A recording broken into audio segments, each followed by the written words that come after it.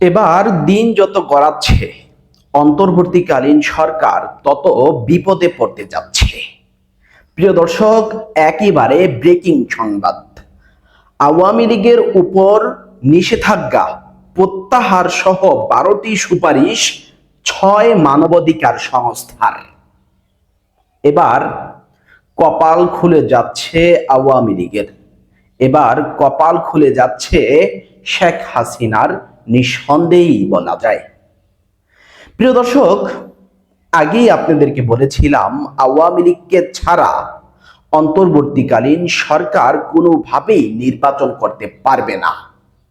ইতিমধ্যে বিদেশি একটা চাপ আসা শুরু হয়েছে অন্তর্বর্তীকালীন সরকারের উপর। ইতিমধ্যে দিন যত গড়াচ্ছে, দিন যত যাচ্ছে, ততই বিপদে পড়তে যাচ্ছে অন্তর্বর্তীকালীন সরকার। আমি শিরোনামটা আবারও পড়ছি।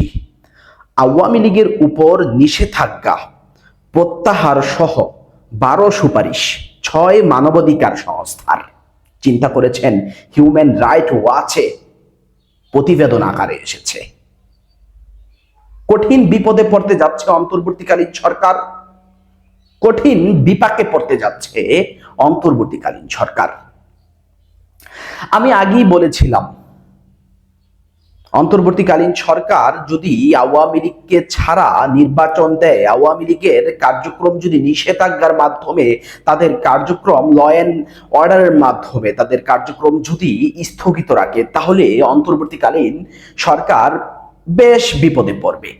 এবার কিন্তু সেটাই প্রতিফলিত হচ্ছে, সেটাই কিন্তু সত্য হতে যাচ্ছে।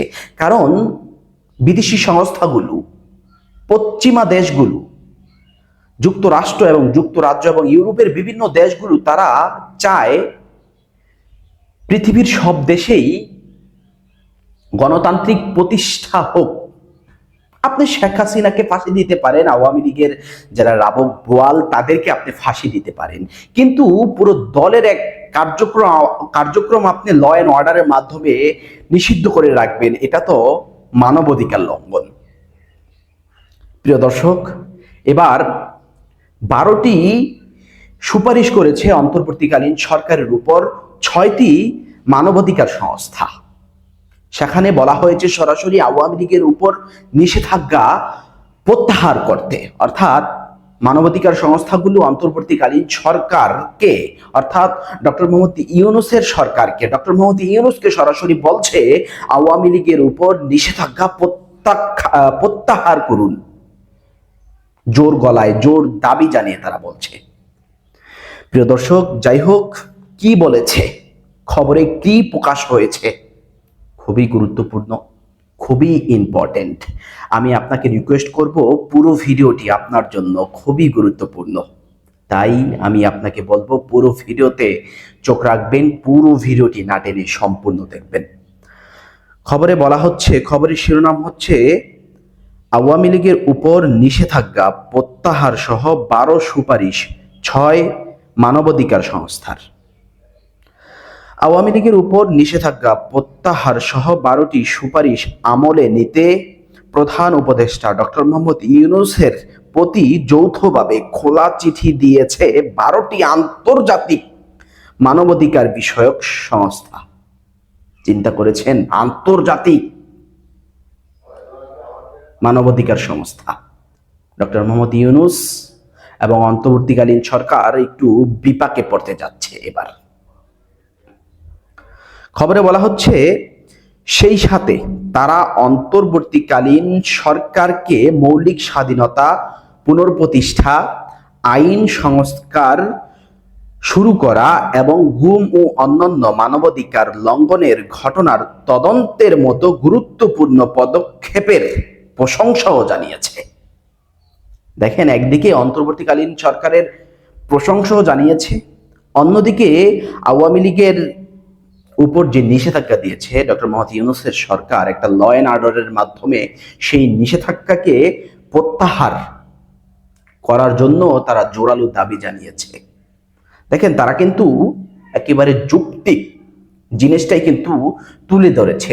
যৌক্তিক 12টি বিষয় কিন্তু তারা অন্তর্বর্তীকালীন সরকারকে আবেদন জানিয়েছে। আমি তাদেরকে আমার অন্তরের অন্তরস্থল থেকে এই 6টি মানবাধিকার সংস্থাকে ধন্যবাদ জ্ঞাপন করছি। দেখেন দর্শক, খুবই গুরুত্বপূর্ণ, খুবই ইম্পর্টেন্ট। হিউম্যান রাইট ওয়াচের নিজস্ব ওয়েবসাইটে এই খোলা চিঠি প্রকাশ করা হয়। চিন্তা করেছেন দর্শক? সে 12টি সুপারিশের আমলে নেওয়ার জন্য সরকারের উদ্দেশ্যে তুলে ধরা হয়েছে। সেগুলো হলো জবাবদিহিতা ও বিচারের নিশ্চয়তা, নিরাপত্তা খাতে সংস্কার, গুমের অপরাধ নির্ধারণ ও তদন্ত কমিশন শক্তিশালীকরণ, জাতীয় মানবাধিকার কমিশনের সংস্কার, ব্যক্তির স্বাধীনতা রক্ষায় আইন সংস্কার, ব্যক্তিগত তথ্য সুরক্ষা ও নজরদারি সীমিতকরণ, রাজনৈতিক উদ্দেশ্য প্রণোদিত মামলা প্রত্যাহার। এই জিনিসটা কিন্তু আওয়ামী লীগের পক্ষে বলেছে তারা, রাজনৈতিক উদ্দেশ্য প্রণোদিত মামলা প্রত্যাহার। এবং very good, very good, very good important, Awami লীগের উপর নিষেধাজ্ঞা প্রত্যাহার। চিন্তা করেছেন দর্শক? আওয়ামী লীগের উপর নিষেধাজ্ঞা প্রত্যাহার করতে বলেছে। এর জন্যই বলেছি, দিন যত যাচ্ছে, সময় যত গড়াচ্ছে, ডক্টর মোহাম্মদ ইউনূসের অন্তর্বর্তীকালীন সরকারের উপর চাপ তত বাড়ছে। এরপর দেখেন আরো কি বলা হয়েছে, সিভিল সোসাইটি ও এনজিওর স্বাধীনতা, রোহিঙ্গা শরণার্থীদের সুরক্ষা ও আন্তর্জাতিক অপরাধ আদালতের অর্থাৎ আইসিসির সঙ্গে সহযোগিতা। সুন্দর, তারা সুন্দর দাবিগুলো অর্থাৎ সুন্দর কথাগুলো বলেছে, সরকারকে সুপারিশ করেছে, ভালো, খুব ভালো লাগলো। আবারও আমার জায়গা থেকে 6টি মানবাধিকার সংস্থাকে আমি ধন্যবাদ জানাচ্ছি।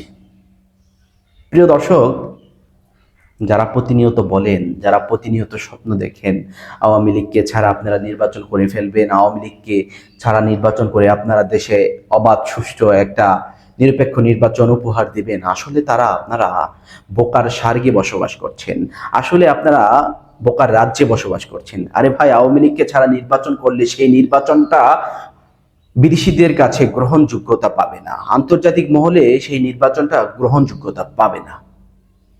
কি ভাবছেন, কি মনের ভাব প্রকাশ করছেন, কি বুঝতে পারছেন? অবশ্যই প্রিয় দর্শক, আপনার মূল্যবান মতামত কমেন্ট বক্সে লিখে জানাবেন।